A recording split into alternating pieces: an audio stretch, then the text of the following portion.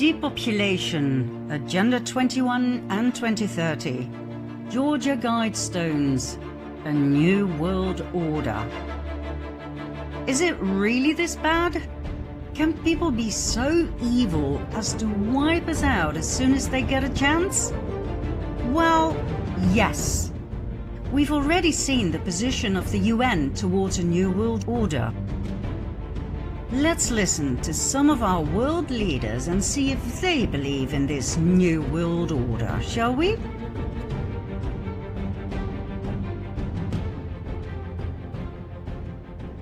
Nothing less than a new world order.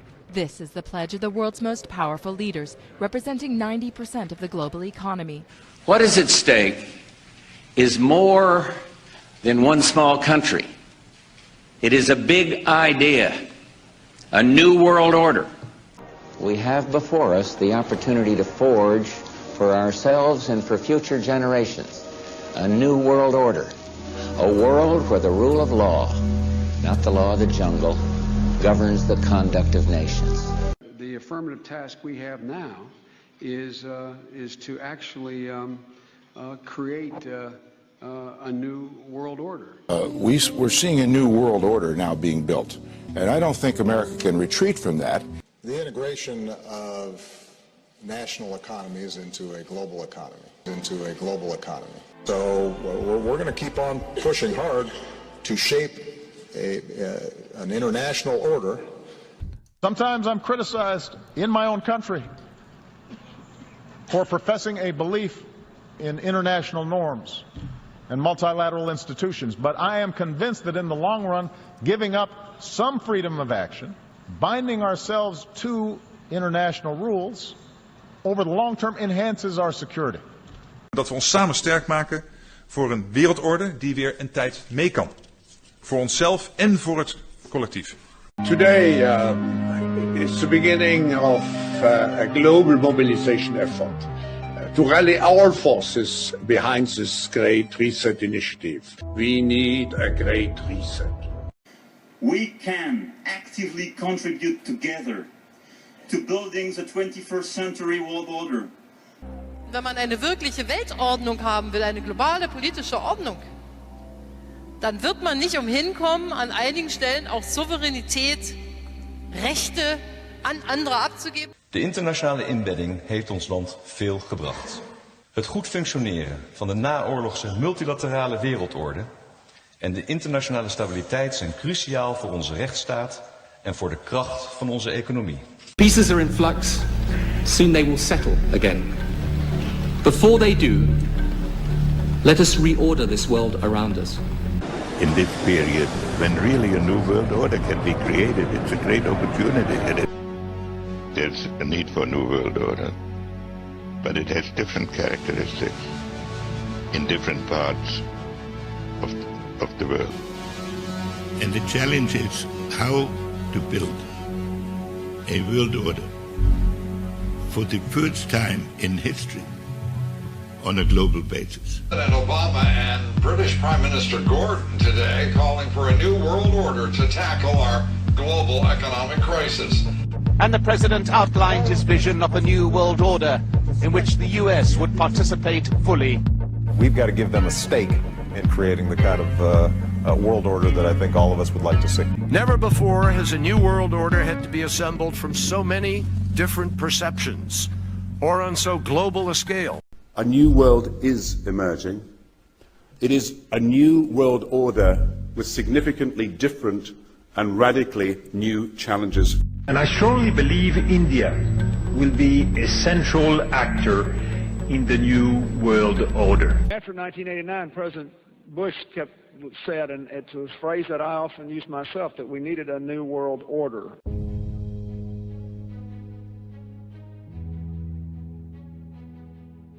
Some even believe we are part of a secret cabal working against the best interest of the United States, characterizing my family and me as internationalists, and of conspiring with others around the world to build a more integrated global political and economic structure. One world, if you will. If that is the charge, I stand guilty, and I'm proud of it. The New World Order is what they all want. The New World Order as described in the Protocols of Zion. Remember? We shall so wear down the Goyim that they will offer us international power that will enable us to form a super government. In place of the rulers of today, we shall set up a super government administration. Its hands will reach out in all directions, and its organization will be of such colossal dimensions that it cannot fail to subdue all the nations of the world.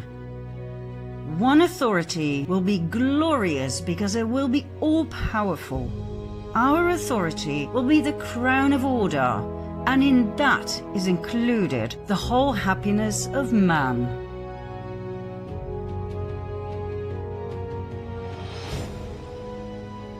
We have seen in part 4 that the New World Order's main focus is complete world dominance.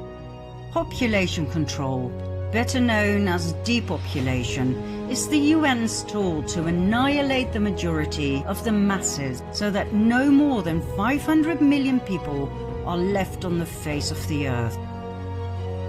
A neat number, easy to control, dominate, and subjugate. What we have shown you so far when it comes to depopulation is not all. Believe it or not, there are more ways to depopulate the planet. The Cabal has given this topic a lot of careful consideration and planning. Now, before we talk you into a depression, please do realize the following. First of all, this evil is nothing new. It has been here for many, many centuries. All we do is expose it, so we can deal with it and get rid of it, okay?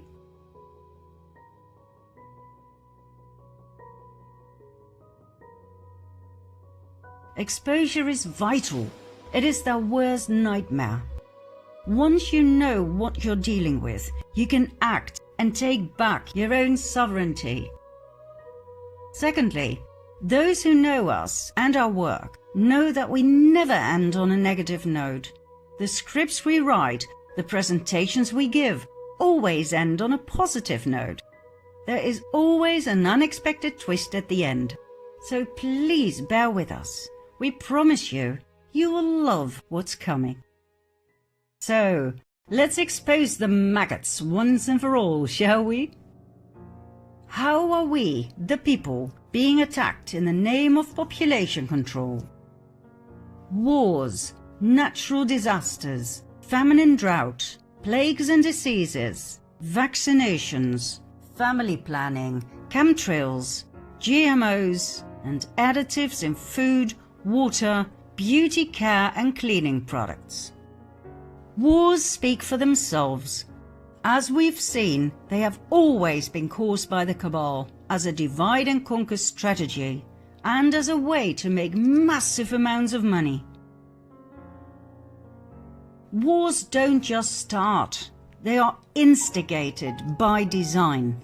Always. Who makes the money? The Cabal. Who does the suffering? We, the people.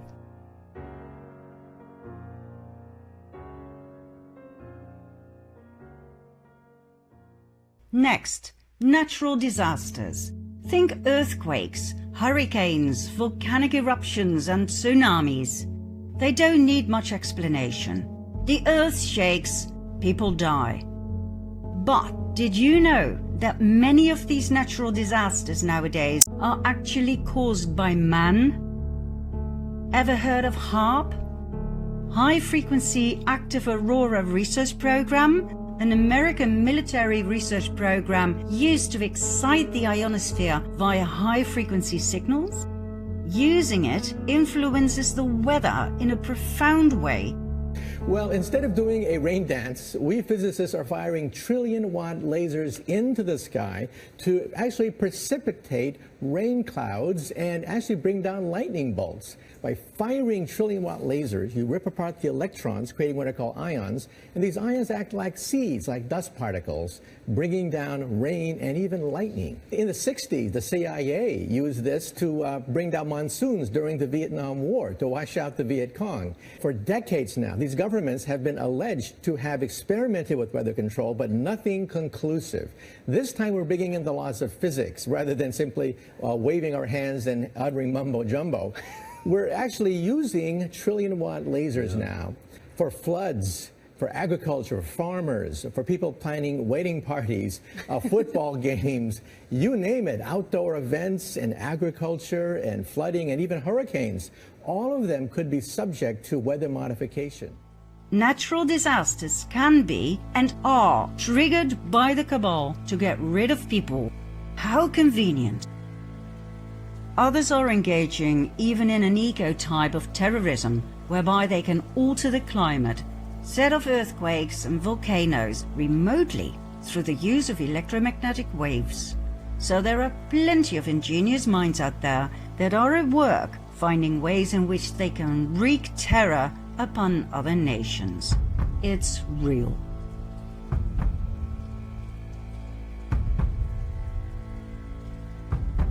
Next, depopulation through famine and drought. This too can be triggered by HAARP. Control the weather and you control the yield of crop and the water supply. Create hunger and thirst and you have the people right where you want them. Needy, vulnerable and scared. Then, fast depopulation through plagues and diseases.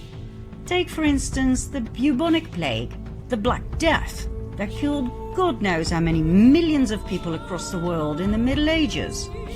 What a delightful way to lose millions of people in one go. No bullets needed, no bombs, just plagues.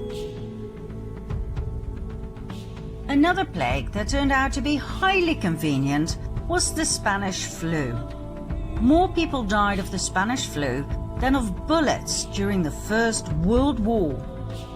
Between 1918 and 20, an estimate of 50 million people died.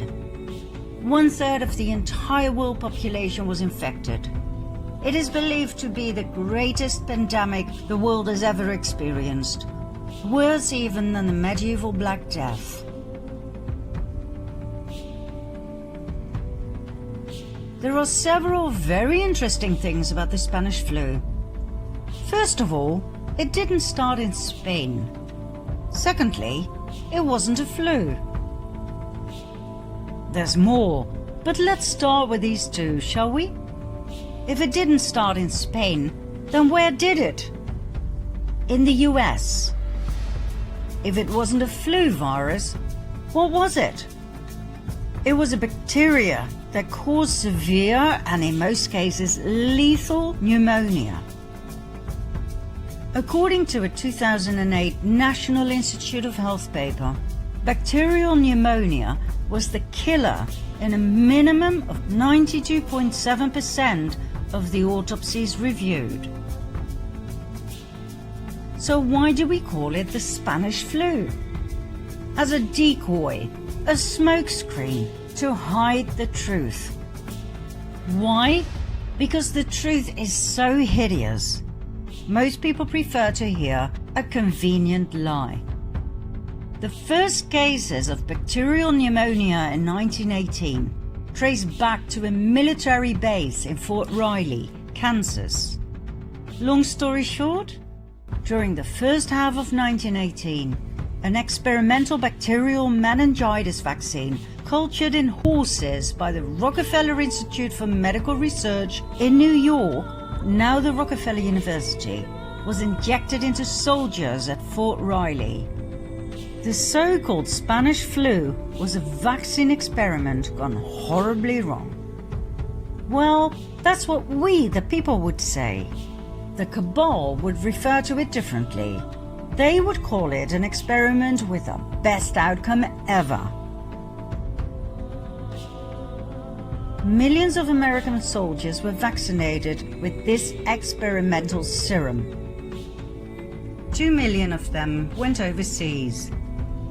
They fought under poor sanitary conditions, so the bacteria spread like wildfire wherever they went. The story was then spread that these soldiers would come home with all sorts of European diseases, so the American population was vaccinated as well. On top of everything else, the vaccines were distributed all over Europe. Only the vaccinated died. Healthy men and women in the prime of their lives died, not the elderly, as would have been the case if it were a flu virus. Who was in charge of that distribution and mass vaccination program? The Rockefeller Institute. Who was the main scientist in charge? Dr. Frederick Gates. According to Gates, they injected random dosages of an experimental bacterial meningitis vaccine into soldiers. Those who survived became cloud adults, meaning they spread the bacteria to others, even the non-vaccinated. In modern COVID days, we would call it shedding. The vaccinated infecting the non-vaccinated. What an amazing coincidence, right? Frederick Gates then, Bill Gates now. Rockefeller Initiative then, Rockefeller Initiative now. Disease developed in Fort Riley, US then. Disease developed in Wuhan, China now. Closed down societies then. Closed down societies now. Cloud adults then. Shedding now. All for our own good, our own safety. Back then. And now.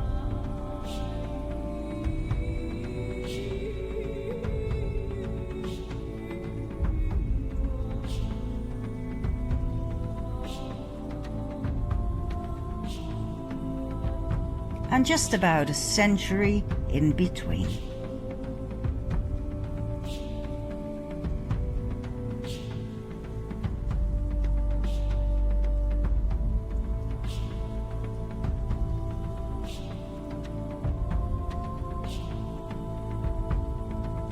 So, back to depopulation through plagues and diseases.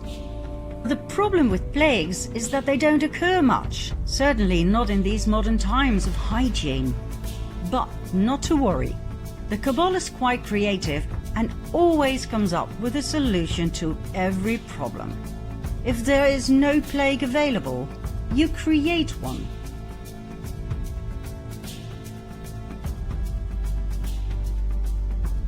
An epidemic, either naturally caused or intentionally caused, is the most likely thing to cause, say, 10 million excess deaths, either naturally caused or intentionally caused. Back in 1943, Fort Detrick in Maryland, US, was set up as a center of the US biological weapons program. Everything that happened there was top secret. Fort Detrick was a tool of the CIA. It was a dark pit of the most inhumane experiments in the area of mind control and killer viruses.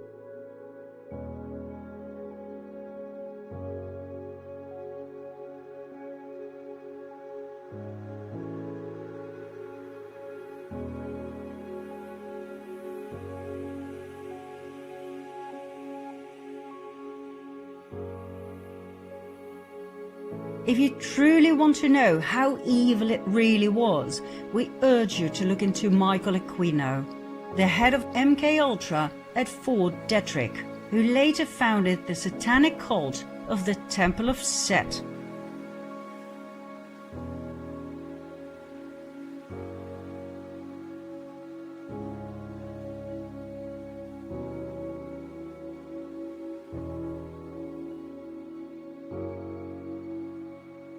In 1968, Fort Detrick hosted yet another secret project, the Special Virus Cancer Program. It was part of the National Cancer Institute. The scientists wanted to learn how to use viruses to make cancer and to force normal cells to become cancerous by subjecting them to viruses.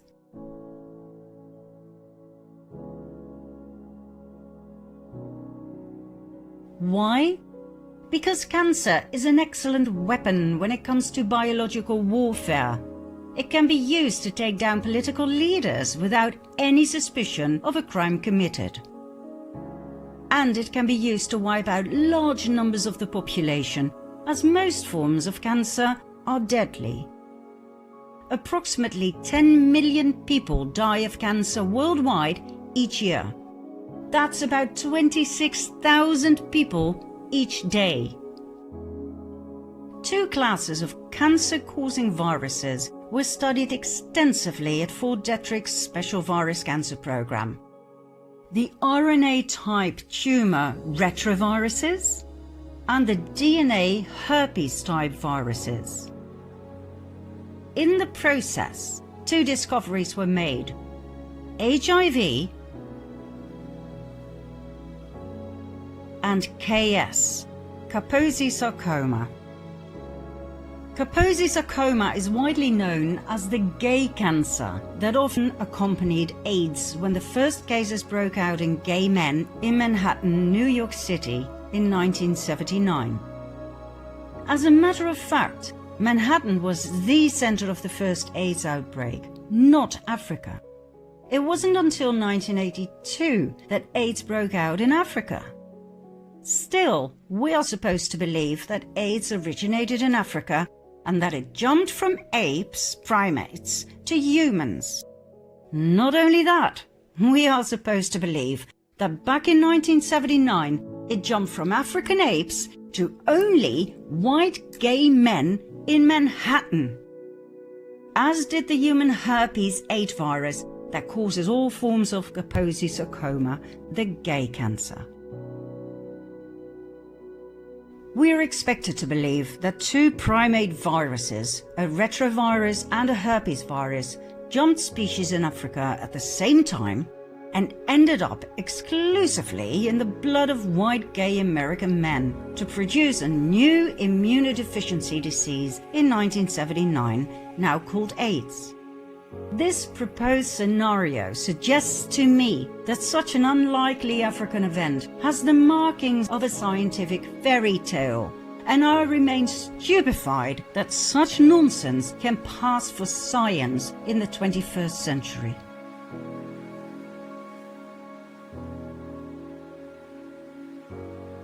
So, what else happened in Manhattan in 1979? The experimental hepatitis B vaccination program. For 2 years until 1981, the year the AIDS epidemic became official, gay men were vaccinated with this experimental vaccine, not only in Manhattan, but also in cities like Los Angeles and San Francisco. What a coincidence that these 3 cities became the 3 big epicenters of the AIDS epidemic. Now, we realize that there will be a lot of opposition and denial when it comes to the man-made origin of HIV and AIDS. We suggest you study the work of professionals such as Dr. Leonard Horowitz, Dr. Robert Strecker, Professor Robert Lee, and the above-mentioned Dr. Alan Cantwell. Back to Fort Detrick and its horrid experiments. Meet Robert Charles Gallo, a biomedical researcher best known for his role in the discovery of HIV and subsequently the invention of the HIV test kit. He was head of the Laboratory of Tumor Cell Biology at the National Cancer Institute. Gallo didn't actually discover HIV, he stole the discovery, held by his partner in crime, Dr. Fauci. Whom did they steal it from? Dr. Frank Ruscetti.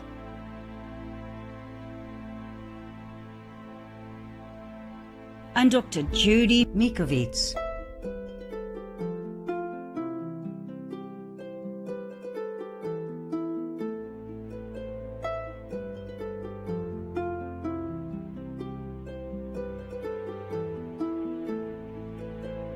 Mikovic worked under the direction of Rossetti. She was the one who isolated HIV from blood and saliva, and by doing so, she confirmed the earlier discovery by the French doctor Luc Montagnier, who had isolated and described HIV as a possible cause of AIDS. When Rossetti was out of town, Mikovic got a phone call from Fauci, who ordered her to give him the manuscript about the isolation and confirmation of HIV while it was still in press. Mikovic refused, as it was unethical to do so. The paper was still confidential. Fauci then threatened to fire her for insubordination. Mikovic still refused. When Rossetti returned a few weeks later, he gave Fauci the manuscript. Fauci then deliberately delayed the publication of the manuscript so that his partner in crime, Dr. Frank Gallo, could steal the content and write a competing paper, submit it, and get it into press before Rossetti and Mikovic could do so. On May 4, 1984, Dr. Gallo published his now famous papers containing the findings of Rossetti and Mikovic, but under his name. This delayed the development of testing and spread the HIV epidemic through the world, killing millions.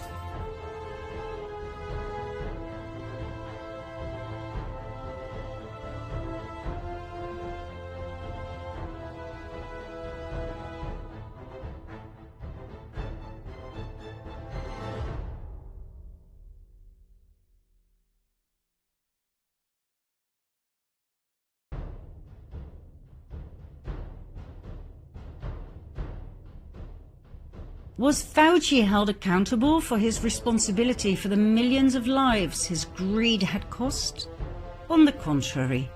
6 months later, he was appointed director of the National Institute of Allergy and Infectious Diseases, a position he still holds today. Well, not much longer, we suspect, as Dr. Fauci is now heavily under fire for his involvement in the Wuhan outbreak of the COVID-19 virus.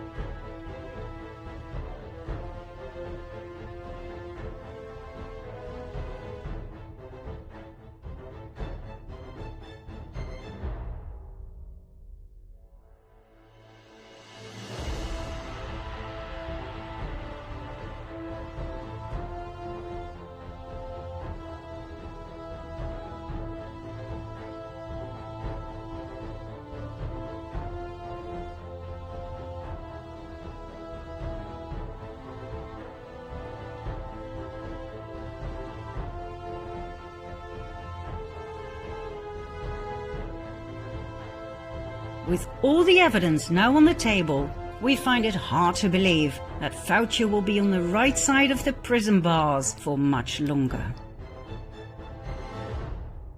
Back to Dr. Gallo.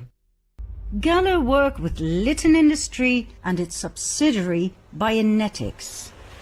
Lytton Industry is a defense contractor and supplier of biological weapons.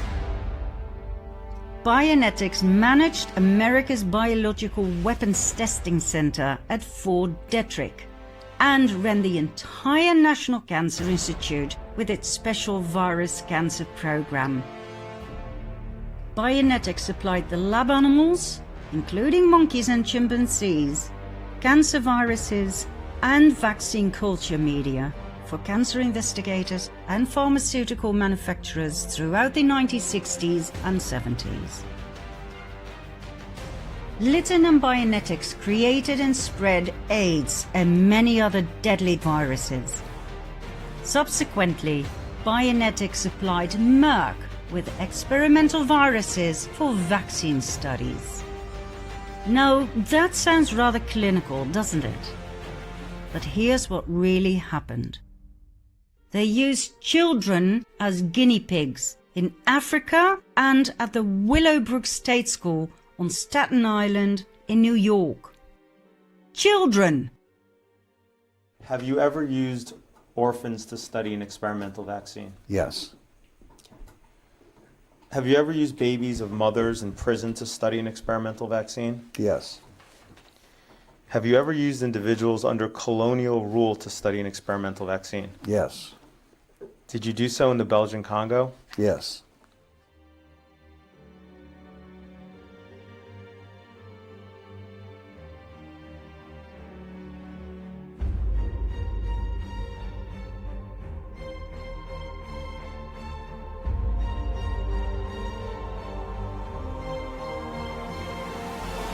These were experiments conducted by the evil trinity of Lytton, Bionetics, and Merck, assigned by Kissinger and the CIA.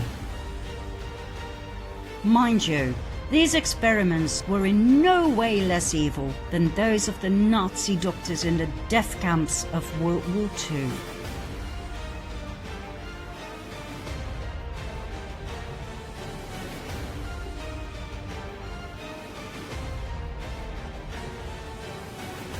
In this school from hell, mentally retarded children were injected with vaccines containing all kinds of killer viruses, including cancer viruses.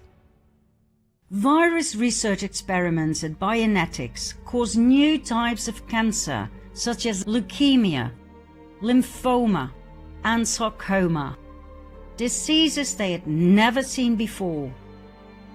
In 1970, the Defense Department ordered these viruses, including other immune-suppressing viruses. That's right, the Defense Department bought cancer-inducing viruses that had been invented, created by Bionetics, and tested on children.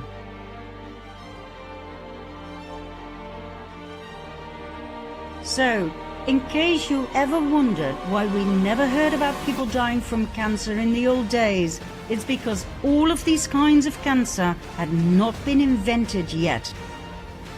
Merck is one of the big pharma giants that Bill Gates is heavily involved in. According to researcher Dr. Leonard Horowitz, it was Kissinger who gave the order to fabricate the killer viruses. Merck's vaccines triggered AIDS. At the same time, Kissinger prepared his infamous National Security Memorandum 200. That's right, the Kissinger Report, calling for massive Third World depopulation. Remember from Part 6? The devastating side effects of the hepatitis B vaccine, like HIV, AIDS and cancer, must have been an absolute triumph in the eyes of the Cabal, wanting to depopulate the planet. It didn't take long before the next target of their annihilation program was massively vaccinated: the black people of the African continent. We all know how that ended. Over 32 million people died a slow and horrible death by this brand new disease called AIDS. We promised to tell you more about the other depopulation tools: vaccinations, family planning, chemtrails, GMOs and additives in food, water, beauty care and cleaning products. But as we've gone beyond the time limit of our episodes, we invite you to join us to Part 15.